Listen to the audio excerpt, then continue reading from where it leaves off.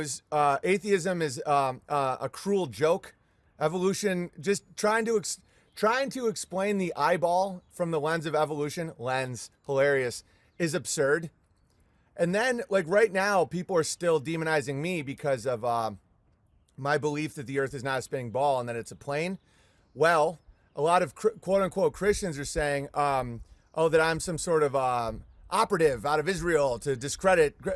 The Bible says the Earth is a plane. It's not a spinning ball. That being said, so when Christians say that I'm trying to discredit Christianity, there's several parts of the Bible that refer to the corners of the earth, or to rise up and look out at all the nations, or God above, waters above, the firmament. It's endless. But someone recently in a comment thread said that I'm crazy because it goes against all observable reality. Okay, they don't know what the word observable means, because observable is what you can see, hear, touch, smell, all your senses.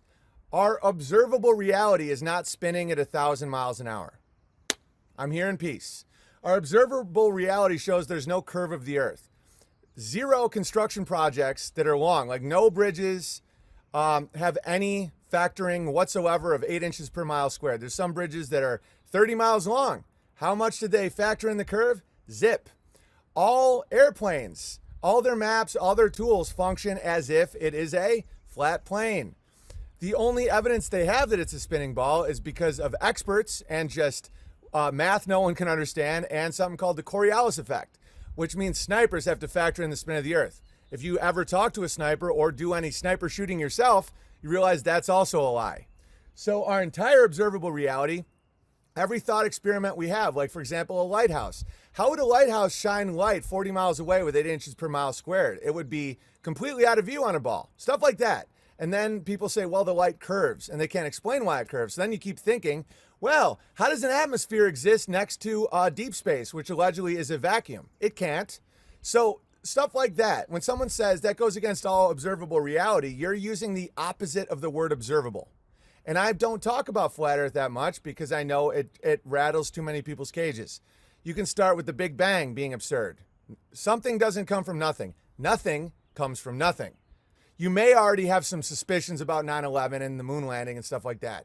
Okay, I'm to the point where I don't trust what comes out of the system or the beast's mouth unless I can see it and prove it. Admitting that the world isn't a spinning ball is very traumatic for me. I went through a very hard time. I was even drinking at the time. It was very intense.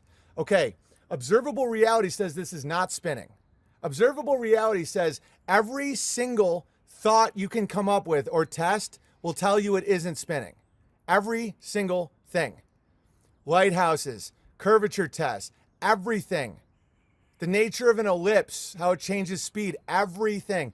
The way the moon looks. And guess what? It doesn't contradict Christianity at all to say what I'm saying. In fact, the Bible says the moon is a lesser light. It does not say it's a spinning ball in an infinite darkness. It says God above. On a sphere, there is no above or below. It's relative. That's the theory of relativity. You go into looking at Einstein, you realize who he really was. He was an actor on the world stage to bring in relativity, because scientists were actually proving that this was not a spinning ball, that this was a flat plane. The something morally experiment right before Einstein proved it without question. And the more you're in this world of observable reality, what have you experienced? You know, is your thoughts on the Holocaust from Steven Spielberg movies? Be honest with yourself. Did you experience it? Is there real evidence? You know, is your experience with NASA have to do with your childhood? Is your experience with dinosaurs have to do with Steven Spielberg movies? Ask yourself these things. Michelson Morley, right before Einstein, proved beyond a shadow of a scientific doubt that there is no movement on this plane. Everything you can think of. How does a bridge factor in the curve? They don't. Look at the blueprints. Think about how does a plane factor in the curve? It doesn't. All the dials and instruments are all based on a flat, non-moving plane. All of it. How does a pressurized atmosphere exist next to infinite vacuum? It can't. And then the more you look into this, the more you're like, oh, What's the only evidence that we have that this is a spinning ball? Shame, NASA, and the Coriolis effect. That's it. And people just saying, how dare you, you're stupid, you're stupid. People call me an Israeli shill trying to discredit the truth and Christian movement in America because I actually follow what the Bible says about the nature of the earth. At no point in the Bible does it reference a spinning ball. Every single part of it, it couldn't exist unless there was God above and we are below. When the devil brings up Jesus and shows him all the nations of the earth, can that happen on a ball? When there's waters above, can that happen on a ball? Where's above? Is Australia not above? Is there different above?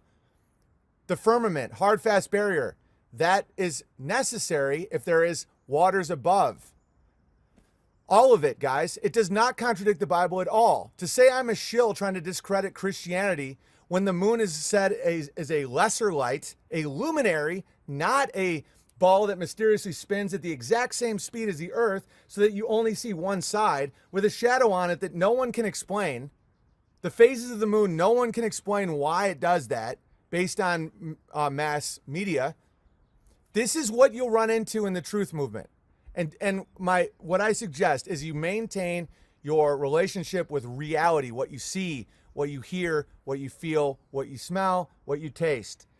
And the more you uncover, the more you know you are actually way more special than you could have possibly imagined. You are not a mistake, an astrological mistake after nothing came from something, or something came from nothing, from a little tiny bang.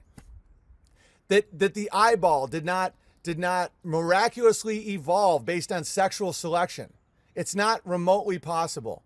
That wings sprouted out of the backs of bacteria. You can't observe evolution. Never been done. Even with bacteria, with a life expectancy of a half a second, you can see like a million generations, and it will never become something that it wasn't when it was born. Never once, can't be observed. You can't observe evolution. You can't observe the whole concept of mutation becoming something. It's never been observed, can't be tested, nada. Same with spinning ball, same with Big Bang, same with all of it. And you will be called names. Scientism, as a religion of the state, is insisting that all swans are white and your neighbors are mocking you and ridiculing you for saying that some swans are black. We don't have time for a meeting of the Flat Earth Society. Some swans are black. We don't have time for a meeting of the Flat Earth Society. It's about freedom of thought, to establish for ourselves what we believe to be true, rather than having to accept what other rulers tell us is true, or what the high priests of scientism tells us is true when their proclamations are based on experiments that we can't verify, much less replicate.